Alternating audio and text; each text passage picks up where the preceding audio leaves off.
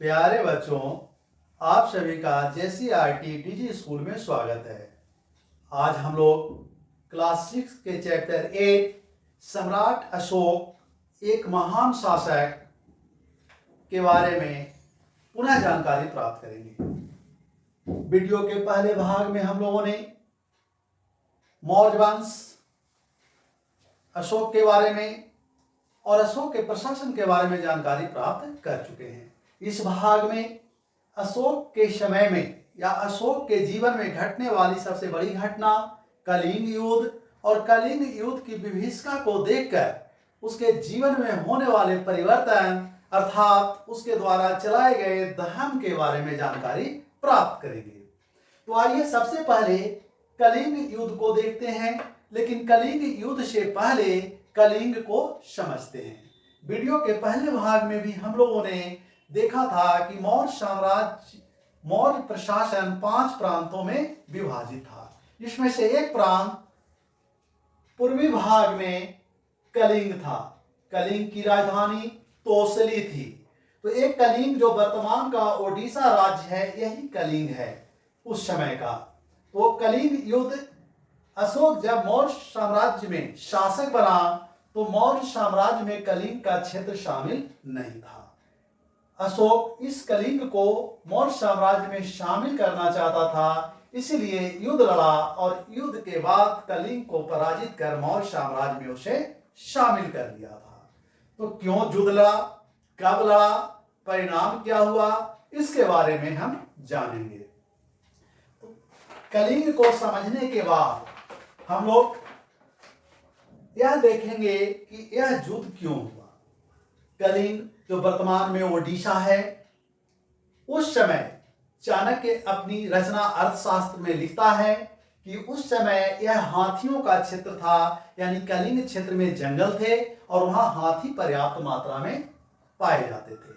अशोक को अपनी सेना को मजबूत करने के लिए हाथी चाहिए था और उन हाथियों को प्राप्त करने के लिए ही तथा उन जंगली क्षेत्रों से लकड़ी प्राप्त करने के लिए ही कलिंग पर आक्रमण किया था, अपने राज्य में मिलाया था। साथ ही साथ चूंकि कलिंग यानी ओडिशा समुद्री तट है और पूर्वी समुद्री तट से दूसरे देशों या अन्य क्षेत्रों में व्यापार करने के लिए, समुद्री व्यापार करने के लिए समुद्र तट चाहिए था। तो समुद्र तट को प्राप्त करने के लिए कलिंग पर आक्रमण किया था, अर्थात हाथियों के लिए, उस क्षेत्र में जंगलों में पाए जाने वाले बहुमूल्य लकड़ियों के लिए और समुद्री व्यापार के लिए अशोक ने कलिंग पर आक्रमण किया था, युद्ध किया था। अशोक के जानकारी के स्रोत शिलालेख हैं और ये शिलालेख नंबर से जाने जाते हैं, जैसे 1, 2, 3, 4। तो अशोक के 13वें शिलालेख में इस युद्ध का वर्णन है, बहुत ही महत्वपूर्ण है। 13वें शिलालेख में कलिंग युद्ध का वर्णन है, विवरण है।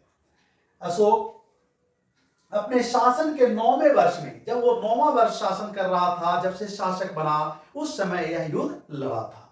यह युद्ध अशोक 261 ईस्वी पूर्व में लड़ा था। 261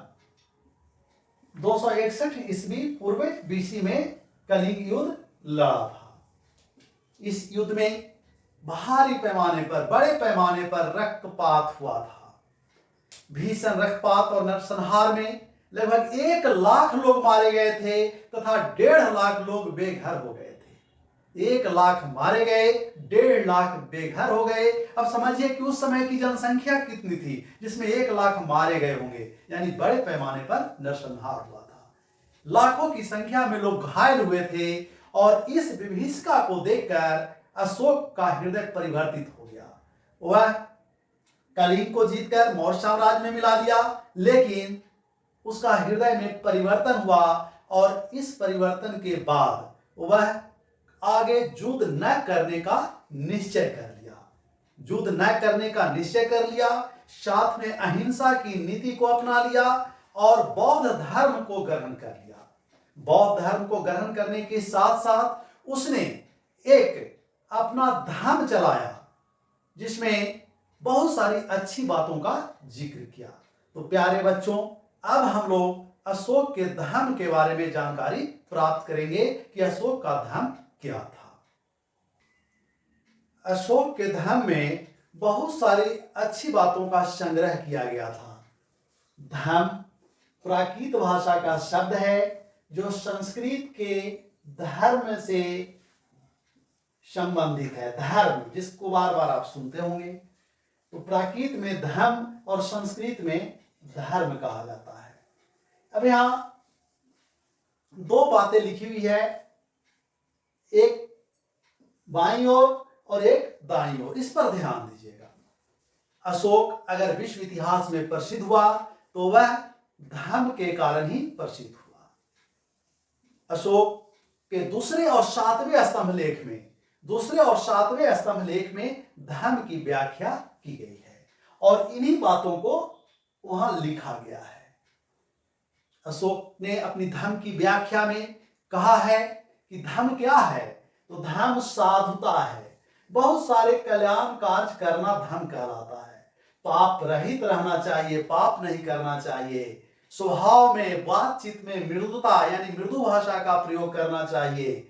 दूसरे के साथ अच्छा व्यवहार करना चाहिए, दया दिखाना चाहिए, सुचिता अच्छे कार्य को करना चाहिए, किसी प्राणियों का वध नहीं करना चाहिए, जीव हिंसा नहीं करनी चाहिए, माता पिता तथा बड़ों की आज्ञा माननी चाहिए, परिचितों, संबंधियों, ब्राह्मणों, श्रमणों के प्रति दानशीलता और अच्छा व्यवहार करना चाहिए।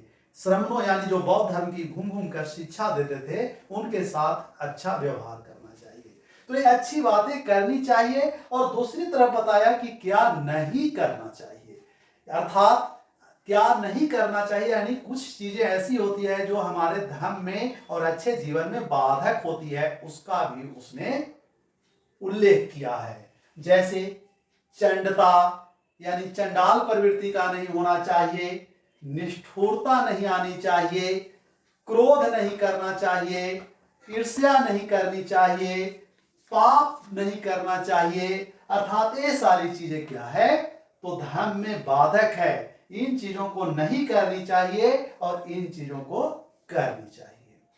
अशोक इन कल्याणकारी और इन अच्छी चीजों को करने का प्रयास किया, अर्थात जनता के नैतिक उत्थान का कार्य किया। इसलिए वह विश्व इतिहास में प्रसिद्ध हुआ और एक महान सम्राट कहलाया। धर्म की शिक्षा यानी धर्म के बारे में लोगों को बताने के लिए उसने धर्म महामात्र की नियुक्ति की, एक अधिकारी की नियुक्ति की जिसका नाम रखा धर्म महामात्र। और ये घूम घूम कर धर्म के पालन के लिए लोगों को प्रेरित करने वाला अधिकारी था। अपने संदेश को उसने, अपने उपदेश को उसने शिलाओं पर यानी पत्थरों पर, स्तंभों पर खुदवा दिया, लिखवा दिया। धर्म के प्रचार प्रसार के लिए उसने भारत के साथ साथ दूसरे देशों में जैसे मध्य पूर्व में सीरिया, मिस्र, ग्रीस यानी यूनान, श्रीलंका आदि में अपने दूत को भेजा था, प्रचार प्रसार करवाया था। श्रीलंका में उसने अपने पुत्र महेंद्र तथा पुत्री संघमित्रा को भी बौद्ध अपने धर्म के प्रचार प्रसार के लिए भेजा था। वह सारी प्रजा को एक समान समझता था और अपने पुत्र के समान समझता था। उसने प्रजा के कल्याण के लिए सड़क बनवाया, कुएं खुदवाए तथा विश्राम गृह, यात्रियों के लिए विश्राम गृह का निर्माण करवाया था। पशु एवं मनुष्य के चिकित्सा के लिए चिकित्सालय का भी निर्माण करवाया था। तो इस तरह से अशोक ने कलिंग युद्ध के बाद उसके हृदय में जो परिवर्तन हुआ, तो बहुत सारी अच्छी योजनाओं को लागू किया और जिसके कारण वह विश्व इतिहास में प्रसिद्ध हुआ और एक महान सम्राट के रूप में जाना जाता है। प्यारे बच्चों, अब वीडियो के अगले भाग में हम लोग इस पाठ से संबंधित महत्वपूर्ण प्रश्नों की चर्चा करेंगे। बहुत बहुत धन्यवाद। Thank you.